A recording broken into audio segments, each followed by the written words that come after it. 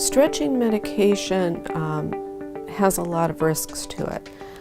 So for instance, if I decide I'm going to take my medication every other day instead of every day, I only have half the protection, if that I had if I take it every day, because blood pressure does damage every time it's high. In the same way that if I have a rock and I start dropping water on it, initially it doesn't seem like it makes any difference, but if I do that over a long period of time, I develop a hole in the rock. In the same way, every time high blood pressure is high, it's doing damage to the vessels. And so initially it's not going to seem like much, but over time it does the damage that causes the stroke and heart attack.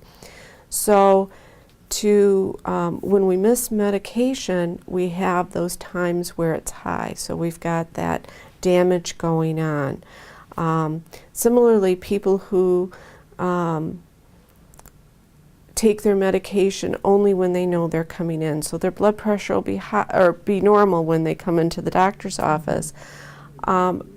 I don't think always realize the damage that's happening when they're not there. So just because I took it and it's good today, if it's not controlled all those other days, you're at no lower risk. You're still at a very high risk for kidney disease and stroke and heart attack. It's just you don't know it now. The type of job or lack of job that you have and the type of financial resources you have really plays into high blood pressure in a number of ways. One is that a lower income can limit the places you can live.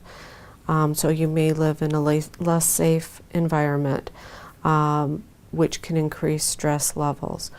You may not have access to helps with taking care of children or parents or getting done the things you need to get done. All of that can cause stress. Anytime what's demanded of us overrides the resources we have, it creates stress. And that can play into high blood pressure. It also can play into people being less able to control their high blood pressure. If my resources are limited and I'm feeling stressed, I'm less likely to be able to take the time to plan my meals. I may be less able to take time to exercise. I may be less able to think through my day to plan it in a way that's going to be most healthy. Financial limitations also limit the access to healthy foods.